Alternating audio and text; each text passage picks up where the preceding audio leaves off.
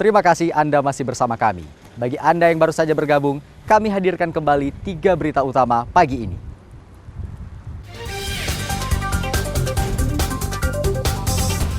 Banjir yang melanda 8 kecamatan di Kabupaten Aceh Utara merendam perkantoran hingga melumpuhkan pelayanan publik.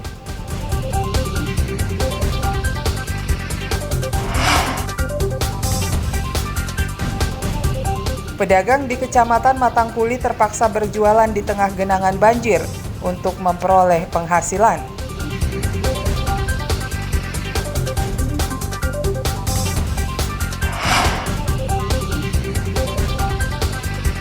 Anggota komunitas penyayang hewan menyambangi taman kanak-kanak untuk memperkenalkan hewan piaraan sejak dini.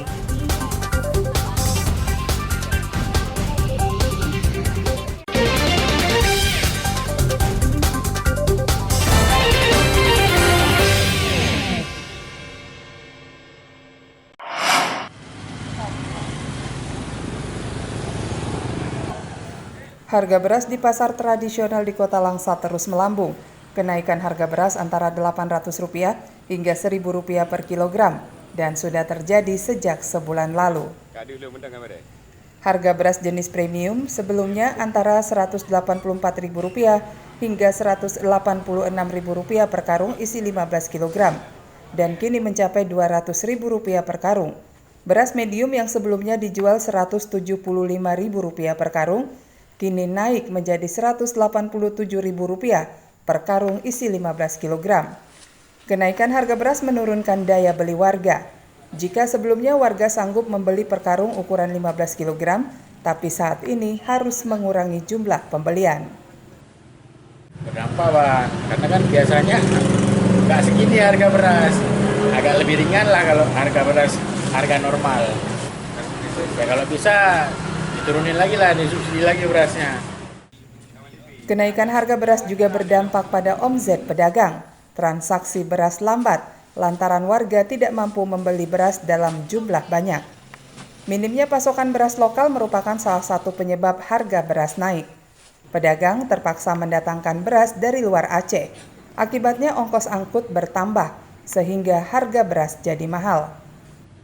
Pertama 186 188, kayaknya bukan langsung stop. Kalau sekarang kan harga 200 nih, kayaknya per minggu, habis itu minggu depan naik lagi sampai sekarang bentuk hasilnya 200.000 kalau melati 2. Kalau misalnya dilihat dari naik itu kenapa? Karena orang kilang bilang nggak ada padi. Pemerintah sebenarnya sudah menekan kenaikan harga beras dengan memasok beras murah ke pasar. Perum Bulog Cabang Langsa menambah stok beras murah ke sejumlah toko binaan Bulog agar harganya terjangkau.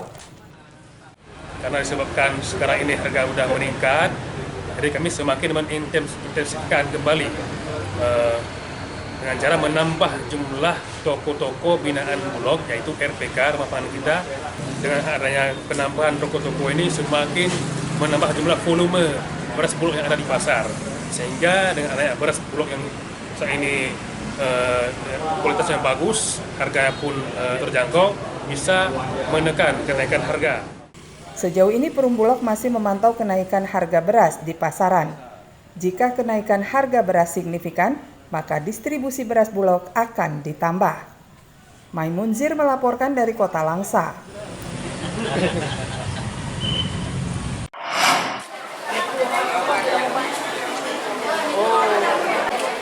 Sejumlah warga mendatangi pengobatan gratis yang digelar sebuah perusahaan perminyakan dan gas bumi di Aceh Utara. Pengobatan gratis meliputi operasi katarak hingga pemeriksaan kesehatan dan pengobatan penyakit lainnya. Warga rela menunggu giliran mendapatkan pelayanan pengobatan dari dokter spesialis di klinik CMC, Syamtalira Aron, Aceh Utara. Mereka umumnya lansia yang mengeluhkan sakit mata dan gangguan kesehatan lainnya. Peserta pengobatan gratis merupakan warga dari 75 desa di Aceh Utara. Beberapa dokter umum dan dokter spesialis dikerahkan untuk memeriksa kesehatan dan mengobati warga.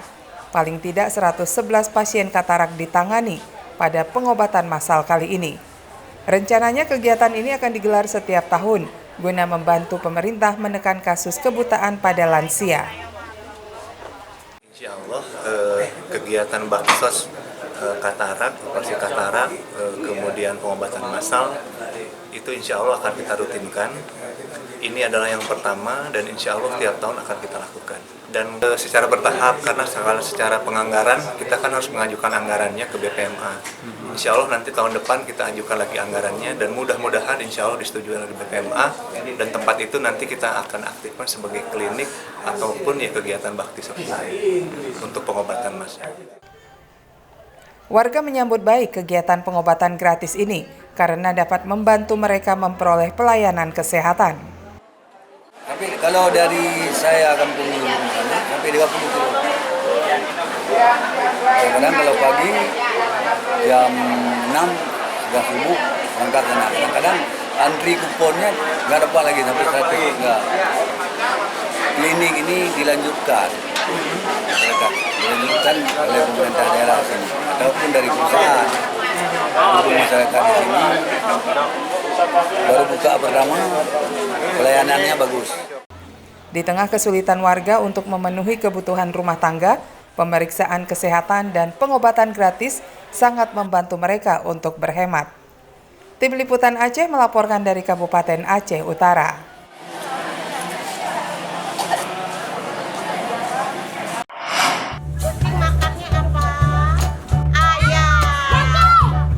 Anggota komunitas pecinta satwa menyambangi Taman Kanak-kanak Al-Wasliyah Banda Aceh untuk memperkenalkan hewan piaraan.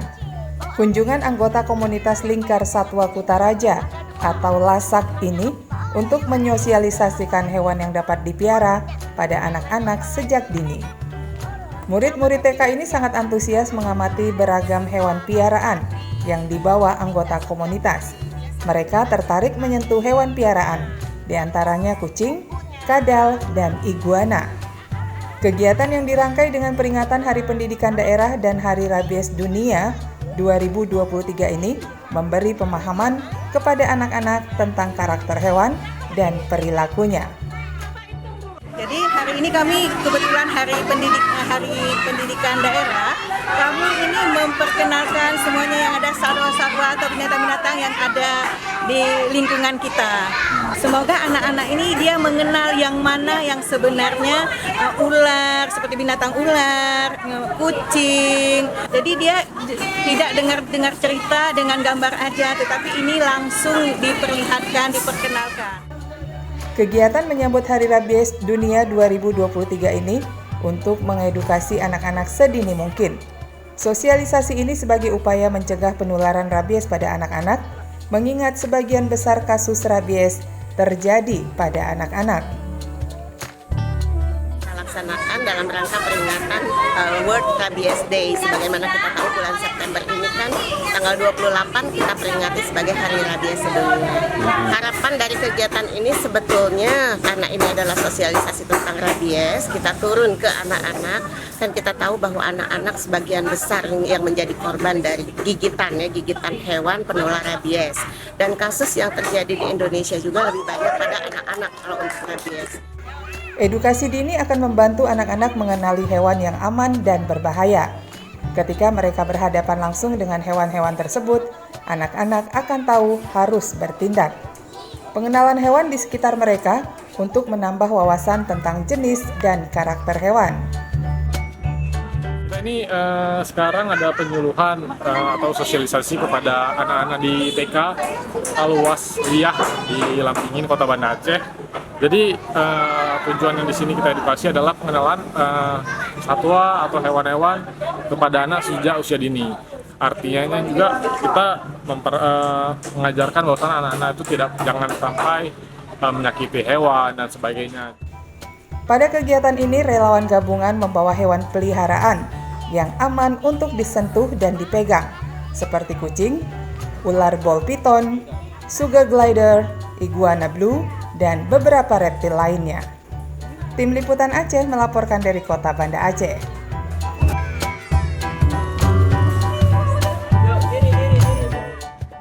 Saudara, informasi tadi sekaligus menutup berita Aceh hari ini. Saya Akbar Hazana beserta tim redaksi yang bertugas mengucapkan terima kasih. Sampai jumpa. Wassalamualaikum warahmatullahi wabarakatuh.